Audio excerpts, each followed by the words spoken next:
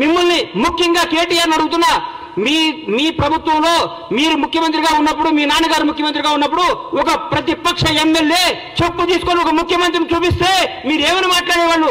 ఏం చేసేవాళ్ళు? ఎన్కౌంటర్ చేయించేవాళ్ళు, మీరు రాళ్లతో కొట్టించేవాళ్ళు. మీరు మేము అన్నింటినీ గౌరవిస్తాం. మహాత్మా గాంధీ రాసిన స్వేచ్ఛ, ఇండిపెండెన్స్ గౌరవిస్తాం. సర్దార్ వల్లభాయ్ పటేల్ రాసిన సోవియట్ రిపబ్లిక్ ని గౌరవిస్తాం. అంబేద్కర్ రాజ్యాంగం గౌరవిస్తాం. కాబట్టి రాజ్యాంగం చట్టం తను పని చేసుకొని పోతుంది. మేము దాన్ని భరించి మేము ఇంకా మీరు మాట్లాడితే మాకు రాళ్ళు ఉన్నాయి, మాకు చేతులు ఉన్నాయి, మాకు కాళ్ళు ఉన్నాయి. జనాన్ని రెచ్చగొట్టకండి సార్. మీరు అడ్డం పెట్టి మీ స్వార్థం కోసం జనాన్ని బలి తీసుకోవద్దు. తెలంగాణ యువతను అన్యాయం చేయకండి, తెలంగాణ ప్రజలను నాశనం చేయకండి. మీరు రెచ్చగొట్టే విధానం మారుకోండి, పోరాడండి, కష్టపడండి, ఎందుకు ఓడిపోయింది తెలుసుకోండి, మాట్లాడండి. కానీ ముఖ్యమంత్రి రేవంత్ రెడ్డి గారు ముఖ్యమంత్రి అయితే 30 సీట్లు కూడా వచ్చాయి కదా. మీరు ముఖ్యమంత్రి చేస్తారని భ్రమపడి 39 సీట్లు వచ్చినాయి. మమ్మల్ని భ్రమపడితేనే నిజంగా మీ నాన్నగారు మిమ్మల్ని అనౌన్స్ చేసి ఉంటే 3 సీట్లు కూడా వచ్చాయి. నువ్వు కూడా ఓడిపోయాడు కేటీఆర్ గారు, మీరు కూడా ఓడిపోయేవాడు సార్. మాకు ముఖ్యమంత్రి రేవంత్ రెడ్డి గారు ఊరికే రాలా, నాన్న పేరు చెప్పుకొని రాలా, వారసత్వంతో రాలేదు, వారసత్వం తెచ్చుకోలేదు. ఆయన పోరాడి తెచ్చుకున్నాడు సార్. ఆయన రాజ్యాంగ కాంగ్రెస్ పార్టీలో ఒక అభ్యర్థి 2 స్థానాల్లో పోటీ చేయడం మీరు విన్నారా? ఎక్కడో కర్ణాటకలో ఒకసారి సిద్ధరామయ్య గారు చేశారు ముఖ్యమంత్రిగా ఉండి. ఈరోజు తెలంగాణ రాష్ట్రంలో నాకు తెలిసి తెలంగాణ రాష్ట్రంలో ఒక పిసిసి ప్రెసిడెంట్ 2 స్థానాల్లో పోటీ చేస్తే ఆయన ముఖ్యమంత్రిగా ఉండి వేరే వాడవుతాడు కదా. 4 కోట్ల 5 కోట్ల ఈ 4 కోట్ల మంది తెలంగాణ ప్రజలకు తెలిసి నిజం మీకు తెలవలేదంటే మీరు మానసికంగా ఎంత వెనకబడిపోయి ఉన్నారో నాకు అర్థమవుతుంది. తెలంగాణ ప్రజలు ఎవరు గెలిచినా టీఆర్ఎస్ పార్టీ గెలిస్తే కేటీఆర్ ముఖ్యమంత్రి అయితే అనేవాడు కాబట్టి మీరు ఓడిపోయారు. మీరు టీఆర్ఎస్ పార్టీ గెలిస్తే కేటీఆర్ ముఖ్యమంత్రి అయితే మానసికంగా సాక్షాత్ భారత ప్రధాని నరేంద్ర మోడీ గారే చెప్పిన అందరికి వచ్చి మీ నాన్నగారు మిమ్మల్ని ముఖ్యమంత్రి చేస్తాను అడిగిందని. ఎలక్షన్ మనకు గెలిచుంటే మిమ్మల్ని ముఖ్యమంత్రి చేసేవాడు కాబట్టి జనాన్ని మిమ్మల్ని తిరస్కరించారు. మాకు రేవంత్ రెడ్డి గారు ముఖ్యమంత్రి అవుతాడని ఆయన పీసీసీ పగ్గాలు చేపట్టినప్పుడే టీసీసీ ఆయన చేసుకున్న పోరాట పత్రం చేస్తున్నాడే ఆయన అధిక ఎలక్షన్ పోయినప్పుడు మాకు రేవంత్ రెడ్డి గారు ముఖ్యమంత్రి అవుతాడు. తెలంగాణ ప్రజలందరికీ క్లారిటీ ఉంది. మీరు దయచేసి చెప్తున్నా, మీకు దయచేసి చెప్తున్నా, ఇకనన్నా మీరు మీ వాస్తవాలు తెలుసుకోండి. మీరు తీసేసిన తహసీల్దారు, మీరు రిటైర్డ్ అయిపోయారు, మీరు రాజకీయంగా పనికిరారు, మీరు రాజకీయంగా వేస్ట్.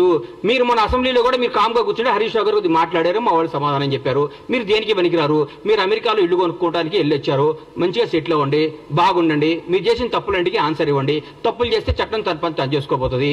మీ దగ్గర పనిచేసిన వాళ్ళే వచ్చి అప్రూవల్గా మారి బాబు మాకేం సంబంధం లేదు, కేటీఆర్ గారు చేయమంటే మేము తప్పులు చేసాం, మాకేం సంబంధం లేదని చెప్తున్నారు. అందరినీ లెక్కలతో తీసి మీ అందరికీ అప్పచెప్తాడు. ఇది తెలంగాణ ప్రజల సొమ్ము, ఇది తెలంగాణ ప్రజల ఆస్తి. దీన్ని ఎవరు దోసుకున్నా ఊరుకోరు, ఎవరు దోసుకున్నా ఒప్పుకోరు. చట్టం తను చేసుకోబోతుంది. దయచేసి మీ అందరికీ చెప్పేది ఏంటంటే కేటీఆర్ గారు దయచేసి మా ప్రభుత్వం చేస్తున్న పనులు మెచ్చుకోండి. మీరు మెచ్చుకోకపోయినా చూసి ఆనందించండి. అయ్యో మేము ఎందుకు చేయలేదా అని అనండి. మీరు గ్యారెంటీలు చేయలేరు అన్నారు, చేశారు కదా. 2 గ్యారెంటీలు అయిపోయినాయి, వచ్చి 2 రోజులు 2 గ్యారెంటీలు అయిపోయి 4 అయిపోయినాయి. ఆ 2 గ్యారెంటీ కూడా చేస్తారు. 2 రోజులు, 1 వారంలో నెలలోనూ చేసేస్తారు. ఇచ్చిన ప్రతి హామీని నిలబెట్టుకునే ప్రభుత్వం కాంగ్రెస్ ప్రభుత్వం. రేవంత్ రెడ్డి గారు బ్రహ్మాండంగా చేస్తున్నారు. దయచేసి మెచ్చుకొని మమ్మల్ని చూసి ఈర్ష్యపడకుండా అయ్యో నెక్స్ట్ భగవంతుడి వల్ల మేము అధికారంలోకి వస్తే 10 ఏళ్ల తర్వాత మేము ఇట్లా చేయాలని ఆలోచించండి కోరుకుంటూ సెలవు తీసుకుంటున్నాను.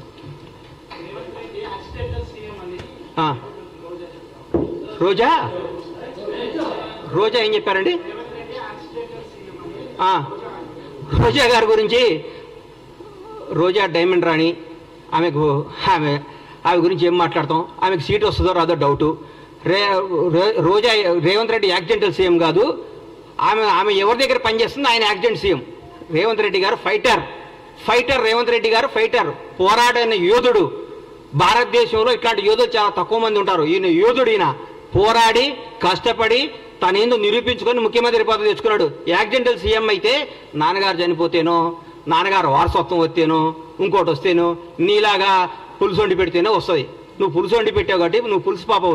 నువ్వు వదిలేయి. నువ్వు రేపో మాపో మాజీ అవుతావు. ఆ మాజీ ఈ మాజీ కలిసి పెట్టి ఇక్కడ వచ్చి జబర్దస్త్ ప్రోగ్రామ్ చేసుకుంటా, పగల జబర్దస్త్ షూటింగ్, నైట్ పూట ఏమో మాజీలు కలిసి తాజాగా కేజీలు తెచ్చుకొని పులుసు వండుకొని పెట్టుకోను. అంతేగాని మా ముఖ్యమంత్రి అనే స్థాయి నీది కాదమ్మా తల్లి. నువ్వు స్థాయి కాదు, నువ్వు ఐటెం రానివి, నువ్వు ఐటెంలానే ఉండు.